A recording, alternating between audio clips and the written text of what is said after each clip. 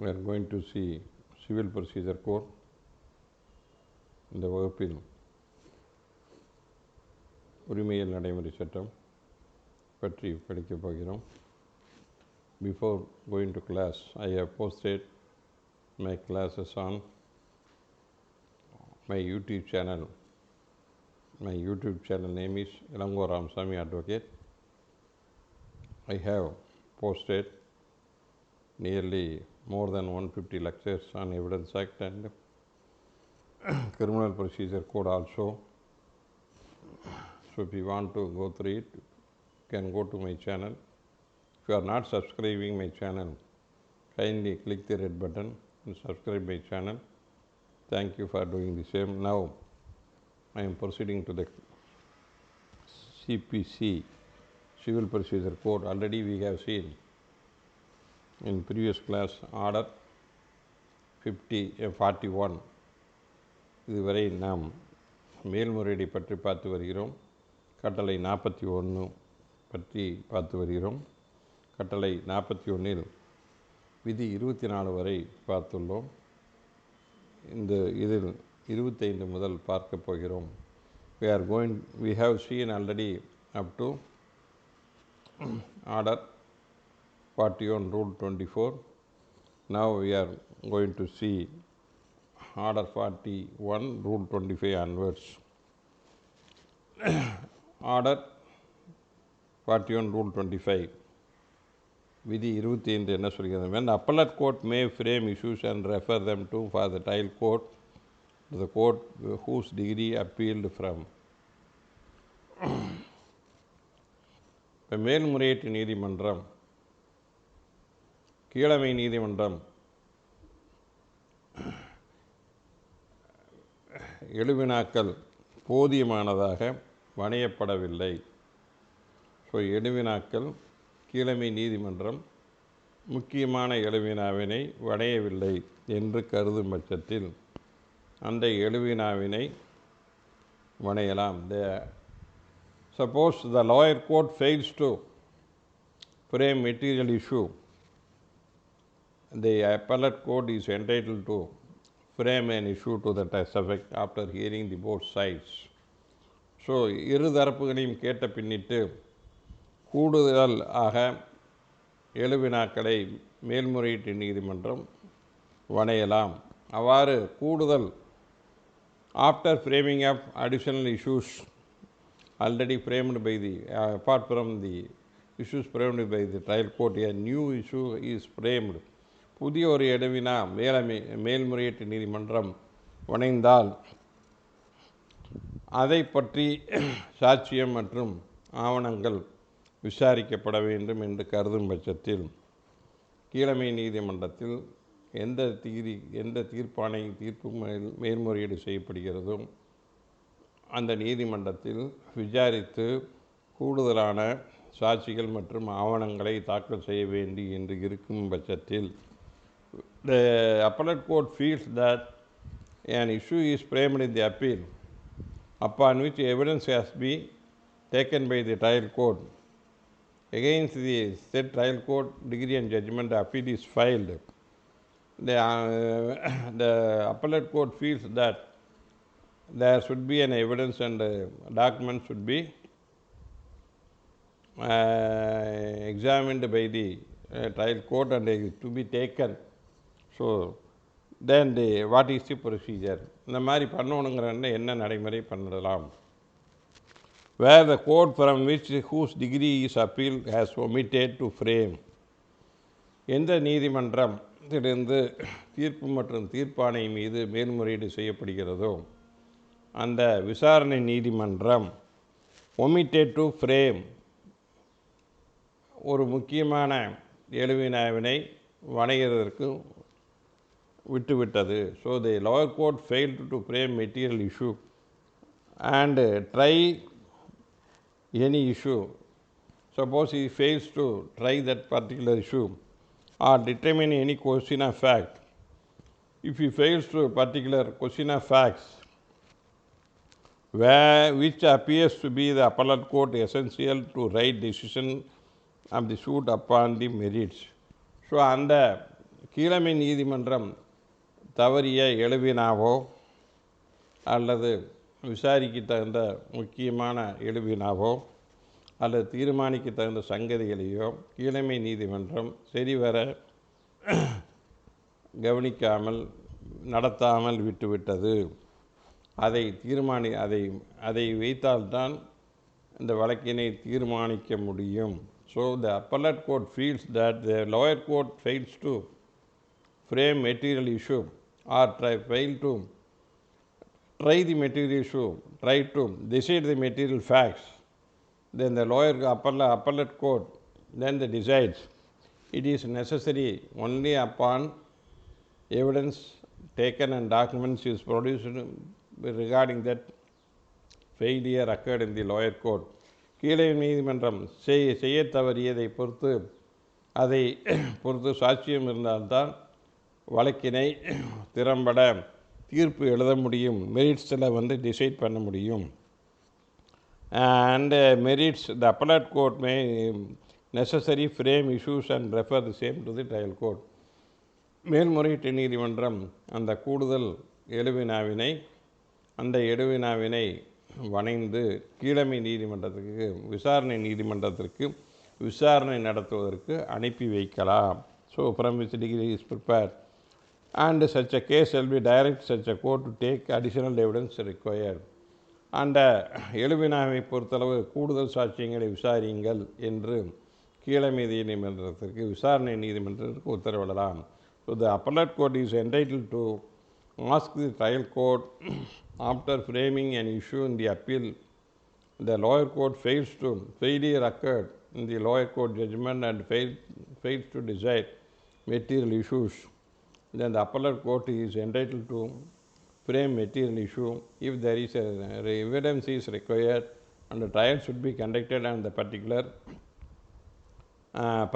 issue and the evidence and documents should be produced. Then the appellate court is entitled to refer the matter to the lower court. விசாரணை நீதிமன்றத்திற்கு மேல்முறையீட்டு நீதிமன்றம் முக்கியமான எழுவினா வணையப்படவில்லை, அதை பொறுத்தவரை விசாரித்து சாட்சிகளே இருந்தால்தான் வழக்கினை தீர்மானிக்க முடியும் என்ற அடிப்படை இருக்கும் பட்சத்தில் அதை விசாரியுங்கள், இந்த கூடுதல் எழுதானுக்கு சாட்சியத்தை விசாரியுங்கள் என்று கீழமை நீதிமன்றத்துக்கு உத்தரவிட்டு மேல்முறையீட்டில் உத்தரவிட்டு அனுப்பலாம்.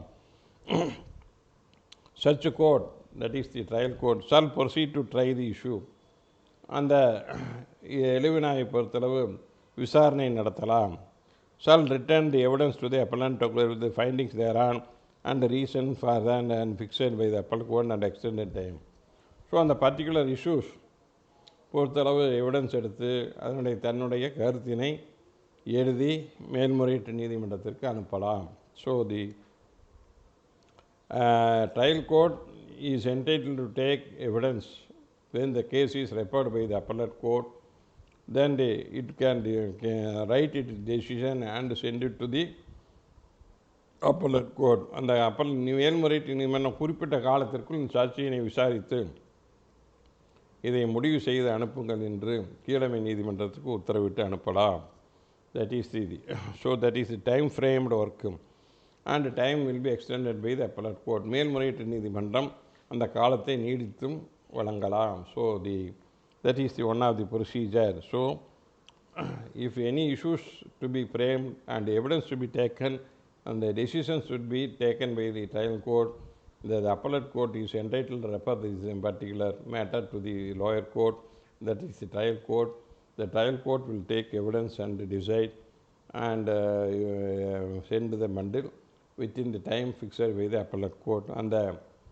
அந்த தீர்மானித்து குறிப்பிட்ட மேல்முறையீடு நீதிமன்றம் தீர்மானித்த காலத்திற்குள் கூடுதல் சாட்சியினை விசாரித்து அந்த எழுவினாக தன்னுடைய கருத்தை மேல்முறையீட்டு நீதிமன்றத்திற்கு அனுப்பலாம். That is the appeal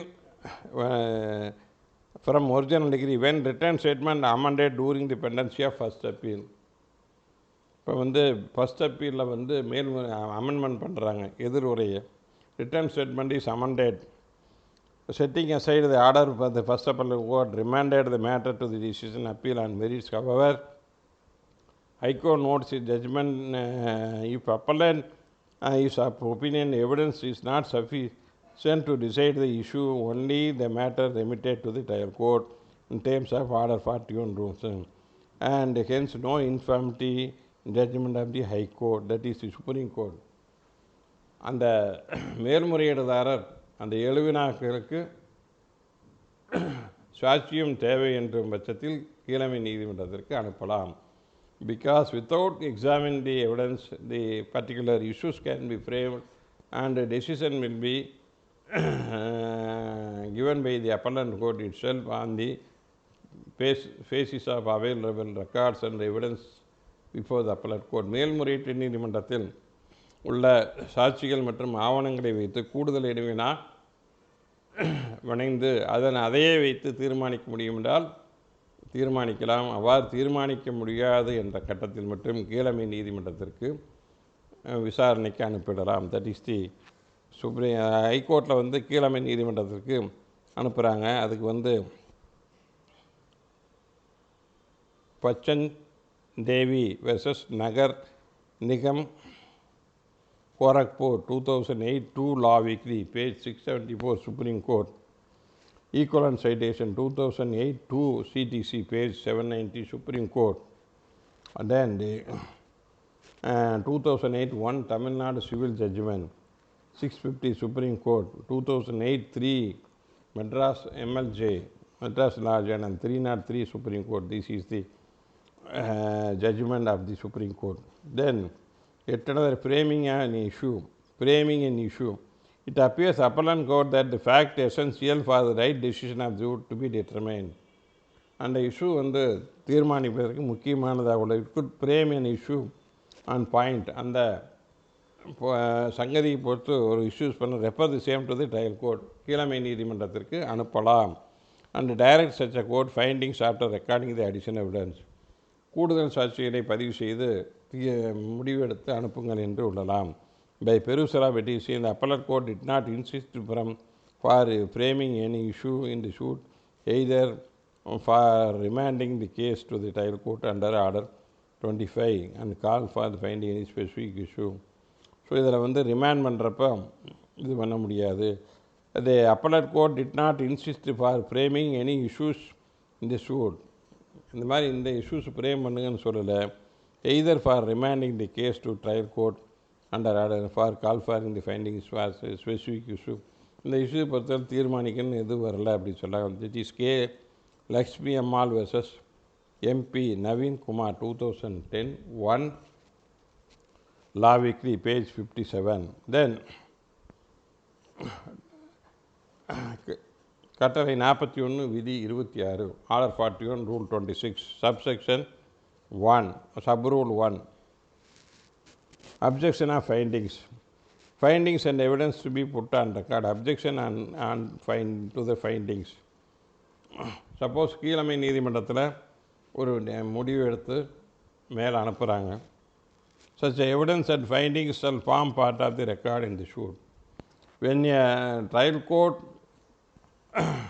framed an additional issue and take evidence and give its decision upon such issue, the evidence and the document shall form part of the suit. அந்த மாதிரி கீழமை நீதிமன்றம் விதி 25 கூடுதல் சாட்சியங்களை எடுத்தால் அந்த கூடுதல் சாட்சியம் அந்த வழக்கின் ஒரு அங்கமாக எடுத்துக்கொள்ளப்படும். That is the evidence and findings. அதை எடுத்த தீர்மானம், அதை எடுத்த முடிவும் சாட்சியங்கள் அனைத்தும் கீழமை நீதிமன்ற வழக்கின் ஒரு அங்கமாக எடுத்துக்கொள்ளப்படும். Either party may within time fixed by the appellant present the memorandum of objection into findings.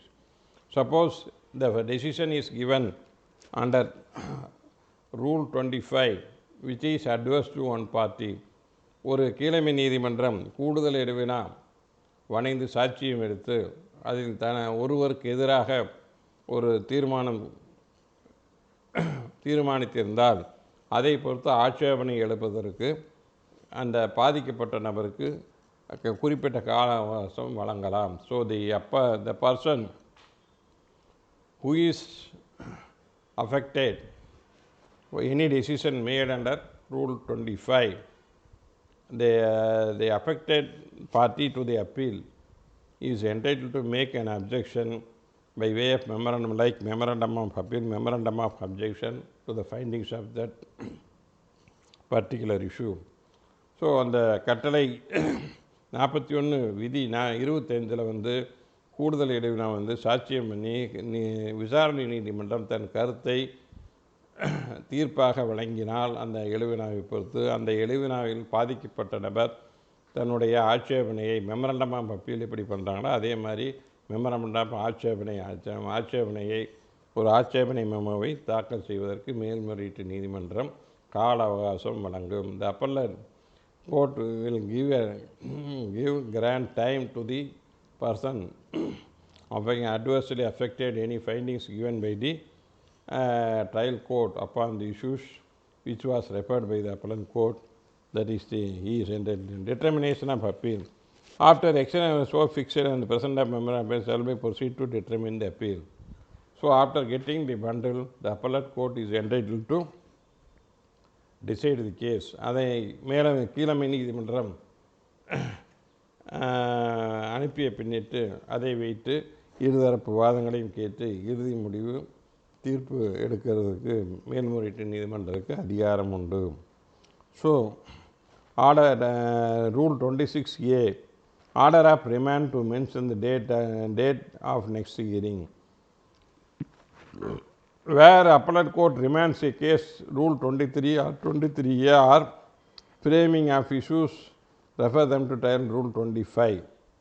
இப்போ கீழமை நீதிமன்றத்திற்கு கேஸை ரிமாண்ட் பண்ணுறாங்க. விதி 23 கட்டளை 41 விதி 23 அல்லது 23A அல்லது 25 விதி 25 கீழே கீழமை நீதிமன்றத்துக்கு ஒரு வழக்கை அனுப்பி வைக்கிறாங்க. அப்புறம் அனுப்பி வைக்கிறப்போ பார்ட்டி வந்து கீழமை நீதிமன்றத்தில் என்று போய் ஆஜராக வேண்டும் என்பது நாள் குறித்து அனுப்ப வேண்டும். So as to further proceedings, the appellate court when the matter is either remanded under rule 23 or 23A or the matter is referred under 25 rule 25, issues were framed and sent to the lower court, the appellate court shall direct the party to appear before the lower trial court on fixed date and ஒரு குறிப்பிட்ட நாளை கீழமை நீதிமன்றத்தில் மேல்முறையீடுதாரர் மற்றும் எதிர்மனுதாரர் இருவரும் கீழமை நீதிமன்றத்தில் குறிப்பிட்ட தேதியில் ஆஜராகுங்கள் என்று உத்தரவிடலாம். So direct the party to appear before the lower court. மேல்முறையீட்டு நீதிமன்றம் இருதரப்பினரையும் குறிப்பிட்ட நாட்களில் விசாரணை நீதிமன்றத்திற்கு விசாரணைக்காக ஆஜராகுங்கள் என்று நாள் குறித்து அனுப்பலாம். That is the procedure. Then rule 27 production of additional evidence and appellate court.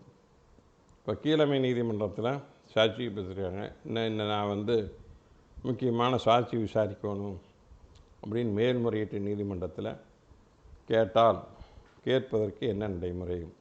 What is the procedure contemplated when a party to the suit filed an appeal, affected party against a decree, he wants to adduce additional evidence in the appeal. What is the procedure? That is the rule 27. Rule 20 procedure of additional evidence in the appellate court. மேல்முறையீட்டு நீதிமன்றத்தில் கூடுதல் சாட்சிகள் விசாரிக்க உண்டான நடைமுறை. If party to an appeal shall not be entitled to produce additional evidence whether oral or in the appeal, but மேல்முறையீட்டு நீதிமன்றத்திற்கு இரு தரப்பினரும் சாட்சிகளையோ அல்லது ஆவணத்தையோ வாய்மொழி சாட்சியத்தையோ அல்லது ஆவணத்தையோ தாக்கல் செய்வதற்கு அதிகாரம் இல்லை. That is shall not be entitled to produce additional evidence whether oral or documentary. So வாய்மொழி சாட்சியமாகவோ ஆவண சாட்சியமாகவோ நேர்முறையீட்டு நீதிமன்றத்தில் இருதரப்பினரும் தாக்கல் செய்வதற்கு உரிமை இல்லை. shall not be entitled to produce any additional evidence. So both party appellant and respondent are not entitled to give any additional oral evidence or documentary evidence in the appeal.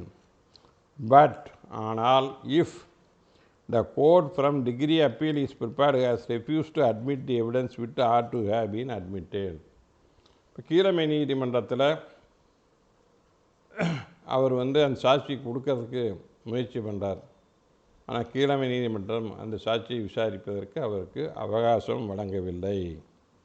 refused to admit the evidence. So the particular evidence any party to the suit wants to give, but the trial court refused to allow such evidence, then in appeal that evidence can be given in the appeal. கீழமை நீதிமன்றத்தில் விசாரணை நீதிமன்றத்தில் ஒரு குறிப்பிட்ட சாட்சியினை ஒரு தரப்பினர் விசாரிக்க முற்படும் பொழுது அந்த சாட்சியினை விசாரணை நீதிமன்றம் ஏற்றுக்கொள்ளவில்லை என்ற ஒரு சூழ்நிலை இருக்குமானால், ஆனால் அதை ஏற்றுக்கொள்ள இருக்க வேண்டிய ஒரு கட்டாயத்தில் இருந்தும் அதை ஏற்றுக்கொள்ளவில்லை என்றானால் என்பது தெரிய வரும் பட்சத்தில் அந்த சாட்சியத்தை மேல்முறையீட்டு நீதிமன்றத்தில் கூடுதல் சாட்சியமாக விசாரிக்கலாம். That is the one of the circumstances. So இந்த சூழ்நிலையில் மட்டுமே ஃபஸ்ட்டு சூழ்நிலை 3 சூழ்நிலை இருக்குது. அது என்னென்னு பார்க்க போகிறோம். முதல் சூழ்நிலை கீழமை நீதிமன்றத்தில் ஒரு சாட்சியை விசாரிக்கிறன்னு சொல்லி அதை விசாரிக்க அனுமதிக்காமல் விட்டுவிட்டால் அந்த சாட்சியினை பொறுத்து மேல்முறையீட்டு நீதிமன்றத்தில் சாட்சியம் அளிக்க உரிமை உண்டு.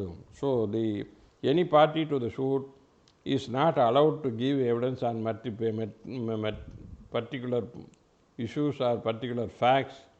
The trial court refused to admit the evidence, but the lower court should give an opportunity to adduce evidence in that particular facts, but it refused to do so. Then and that evidence can be taken in the appeal. அந்த சாட்சியத்தை பொறுத்தளவு மேல்முறையீட்டில் சாட்சியம் அளிக்கலாம். தென் ரெண்டாவது சூழ்நிலை party seeking production of additional evidence established that not withstanding due diligence. இன்னொரு சூழ்நிலையில் எப்படின்னா கூடுதல் எவிடன்ஸ் விசாரிக்க வேண்டும் என்று கேட்க வேண்டும் என்ற சூழ்நிலை எப்பொழுது வரும் என்றால் நெக்ஸ்ட் சர்க்கம்ஸ்டான்ஸ் கீழமை நீதிமன்றத்தில் தான் அனைத்து முயற்சிகளையும் செய்திருந்தேன், ஆனால் அந்த சமயத்தில் எனக்கு இந்த சாட்சியத்தை பொறுத்து கிடைக்கவில்லை. So I have exercised due diligence.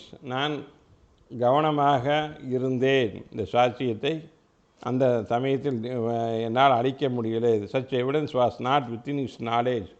எனக்கு அப்பொழுது இப்படி ஒரு இருப்பதே தெரியாது. So the party had no knowledge of such evidence available when it is conducted before the trial court. விசாரணை நீதிமன்றத்தில் அந்த விசாரணை நடம்பொழுது இப்படி ஒரு சாட்சியம் இருப்பதே எனக்கு தெரிய வரவில்லை. தற்பொழுது மேல்முறையீடு தாக்கல் செய்த பின்னிட்டுத்தான் எனக்கு இப்படி எனக்கு சாதகமாக ஒரு ஆவணமோ சாட்சியமோ இருக்கிறது என்பது தெரிய வந்தது என்ற ஒரு சூழ்நிலை இருக்கும் பட்சத்தில் அடிஷனல் எவிடன்ஸ் விடலாம். ஸோ அந்த பொறுத்தளவு produced by him and at the time when the appeal was passed. So that after exercising due diligence be produced by him at the time when the degree appealed against was passed. So அந்த மாதிரி இருந்தால் next circumstances the appellant is entitled to give additional evidence.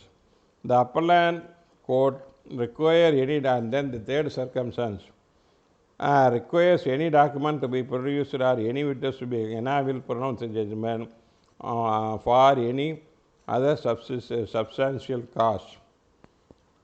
இது முதல் 2 சூழ்நிலைகள் party allow பண்ணப்படல, பார்ட்டிக்கு கீழமை நீதிமன்றத்தில் தெரிய வரல. 3வது சூழ்நிலை நீதிமன்றமே கூடுதல் சாட்சியம் வேண்டும் என்று கருத வேண்டும். The appellate court itself feels that some of the facts evidence should be given on particular facts. இந்த சங்கதியை பொறுத்தளவு சாட்சியம் இருந்தால் மட்டுமே மேல்முறையீடு தீர்மானிக்க வேண்டும் என்று மேல்முறையீட்டு நீதிமன்றம் கருதுமானால் அந்த சூழ்நிலையில் சாட்சிகளை கூடுதல் சாட்சியம் அளிக்கலாம் மேல்முறையீட்டில். So there are 3 circumstances upon which both parties are entitled to give evidence in the appeal document, either it may be oral or document. மேலே சொன்ன 3 சூழ்நிலைகளில் இருதரப்பினரும் முக்கியமான சாட்சிகள் ஆவணங்களை மேல்முறையீட்டு நீதிமன்றத்தில் ஆஜர்படுத்தலாம். That is the three circumstances. The appellate court allows such evidence and to produce and witness to be examined. அந்த சாட்சிகளையும் ஆவணங்களையும் ஆஜர்படுத்துவதற்கு நீதிமன்றம் அனுமதிக்கலாம். That is the 27 rule 27. விதி 27 3 சூழ்நிலைகள் இருந்தால் மட்டுமே கூடுதல் சாட்சியம் அல்லது ஆவணத்தை அளிக்க வேண்டாம். வேறு additional evidence to produce the appellant court, the court shall record reason for such admission. இந்த கூடுதல் சாட்சியம் வேண்டும் என்று நீதிமன்றம் அனுமதி அளிக்கும் பட்சத்தில் அதற்கு காரணத்தை தெரிவிக்க வேண்டும். When the person, the appellate court allows any party to the appeal to give additional evidence, for allowing the additional evidence petition, the reason should be recorded by for this reason alone the party is allowed to give additional evidence. That காரணம் குறிப்பிட வேண்டும். That is the subsection sub-rule 2.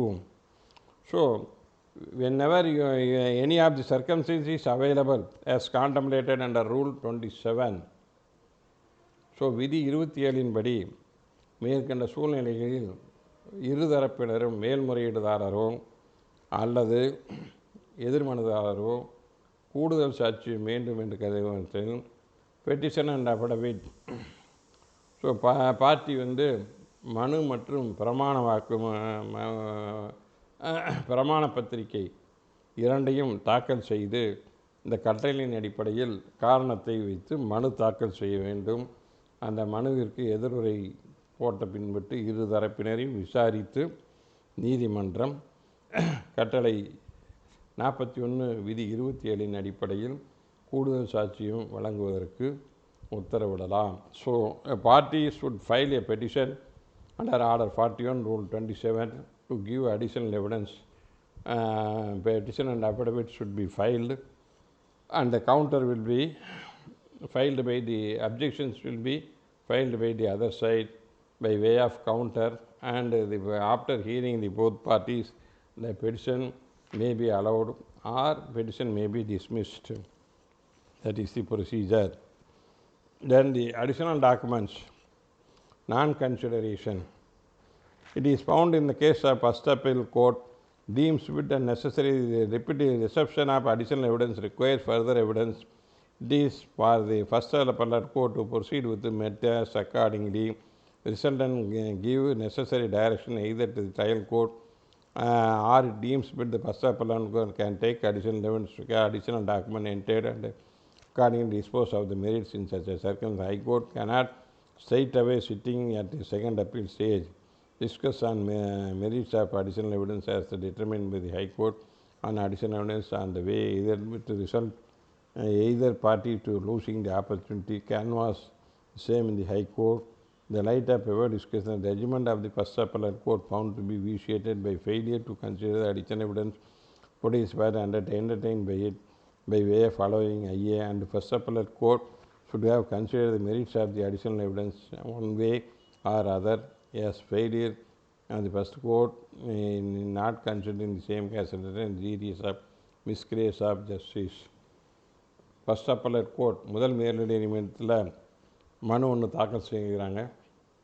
அதை allow பண்ணுறதுக்கு முன்னால் முக்கியமானதை நீதிமன்றம் கருத்தில் கொள்ளாமல் அந்த அலோவ் பண்ணது தப்புன்னு சொல்லி முத்துசாமி வெர்சஸ் குழந்தாய் அம்மாள் 2018 2 MLJ page 64 Madras. Additional documentary evidence, கூடுதலான எடுத்த ஆவண சாட்சியங்கள். Respondent filed a CMP 47/2014 order 41 rule 27. So ஒரு miscellaneous civil miscellaneous petition file பண்ணுறாரு 47/2014 order 41 rule 27. Additional document evidence waiting exercise subsequent filing appeal. The document is sought to be produced. Additional evidence is a certified copy settlement deed dated 13/12/2004 alleged to have issued IML in favor of the second respondent second wife. அதில் ஒரு settlement 2004 எழுதி கொடுத்தாங்கன்னு அதுக்கு நகல் போடுறாங்க. The genuine of has not been admitted, அது உண்மை இல்லைன்னு சொல்லி அட்மிட் பண்ணல. Hence it require details of trial and it is not feasible to question இந்த அப்பீல். இதை மேல்முறை ட்ரையல் நீதிமன்றத்தில் தான் முடிவு பண்ண வேண்டும், மேல்முறையீட்டு நீதிமன்றத்தில் தீர்மானிக்க முடியாது. The cause of action for the suit and cause partition of the first defend differs, வழக்கு மூலமே மாறுபடுகிறது. Contention of the counsel appellant is accepted, it will address altering the cause of action. அந்த மேல்முறையீடுதாரனுடைய வழக்கறிஞர் வாதத்தை ஏற்றுக்கொண்டால் வழக்கு மூலமே மாறிவிடுகிறது. And the question, so it is decided against the appellants, therefore ends in the matter and parties liberty to rake up their claims regarding the succession to the private division by the separate suit. இன்னும் தனியாக போட்டு வழக்காடிக்கை கொள்ளுங்கள், இந்த மேல்முறையீட்டில் இந்த settlement டீடை பற்றி எதுவும் பண்ண முடியாதுன்னு சொல்லி அந்த மனுவை தள்ளுபடி செய்கிறது. That is the S Balakrishnan versus S ஐஎம்ஆல் 2014 7 MLJ page 855.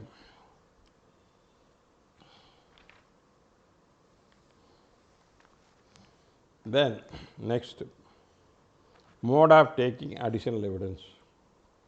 இப்போ கூடுதல் சாட்சியம்னா எப்படி எடுக்கலாம்? Whether the appellate court himself record the additional evidence or it can be sent to the lower court to take additional evidence. There are two modes are available where additional evidence is allowed to be produced. So கூடுதல் சாட்சியமை விசாரிப்பதற்கு தாக்கல் செய்வதற்கு அனுமதிக்கப்பட்ட பின்பு, when the additional evidence is allowed to be produced, கூடுதல் சாட்சியம் தாக்கல் செய்வதற்கு அனுமதி அளிக்கப்பட்ட பின்பு, the appellate court may take such evidence, அதே நீதிமன்றம் சாட்சியினை விசாரிக்கலாம். Or direct the court from which decree is appeal is prepared, கீழமை நீதிமன்ற விசாரணை நீதிமன்றத்திற்கு உத்தரவிடலாம். ஆர் எனி சபார்டினேட் கோர்ட், கீழமை நீதிமன்றம் எந்த கோர்ட்டுக்கு வேணாலும் அடிஷனல் எவிடன்ஸ் எடுத்து அனுப்புங்கள் என்று கீழமை நீதிமன்றம் எந்த நீதிமன்றத்திற்கும் உத்தரவிடலாம். So there are two ways the additional evidence can be recorded. இரண்டு முறையில் கூடுதல் சாட்சியத்தை பதிவு செய்ய மேல்முறையீட்டு நீதிமன்றம் வழிவகை செய்யலாம். ஒன்று, மேல்முறையீட்டு நீதிமன்றமே விசாரணை செய்து குறுக்கு விசாரணை செய்து அந்த கூடுதல் சாட்சியத்தை பதிவு செய்யலாம். அல்லது கீழமை நீதிமன்றம் ஏதோ ஒன்று நீதிமன்றம் விசாரணை நீதிமன்றமோ அல்லது தனக்கு கீழுள்ள நீதிமன்றத்தைக்கு அனுப்பி இந்த சாட்சியத்தை விசாரித்து அதை பதிவு செய்து முதல் விசாரணை குறுக்கு விசாரணை செய்து அந்த சாட்சியத்தை இங்கு மேல்முறையீட்டு நீதிமன்றத்திற்கு அனுப்புங்கள் என்று பதிவு செய்ய உத்தரவிடலாம். So that is the procedure. மேல்முறையீட்டு நீதிமன்றம் அந்த கூடுதல் சாட்சியத்தை அளிக்கலாம் என்று விதி 27 அனுமதி அளித்தால் அந்த சாட்சியத்தை மேல்முறையீட்டு நீதிமன்றமே பதிவு செய்யலாம். அல்லது கீழமை நீதிமன்றத்தை பதிவு செய்யுங்கள், இந்த சாட்சியத்தை பொறுத்தளவு இந்த சாட்சியத்தை விசாரித்து சாட்சியத்தை முதல் விசாரணை குறுக்கு விசாரணை எல்லாம் முடித்து அந்த பதிவு செய்த ஆவணங்கள் அனைத்தையும் சாட்சியத்தையும் ஆவணத்தையும் மேல்முறையீட்டு நீதிமன்றத்திற்கு அனுப்பி வையுங்கள், பதிவு செய்து அனுப்பி வையுங்கள், கீழமை நீதிமன்றத்திற்கு உத்தரவிட்டு பதிவை ஏற்பாடு செய்யலாம். This is the mode of taking additional. இந்த வகையில் இந்த இரண்டு வகையிலும் ஏதோ ஒரு வகையை பின்பற்றி கூடுதல் சாட்சியத்தை பதிவு செய்ய உத்தரவிடலாம். That is the additional evidence. So with this I conclude my class. Thank you for watching. If you like it, you can put it your like. If you are not subscribed to my channel, kindly click the red button and subscribe my channel. Thank you for watching.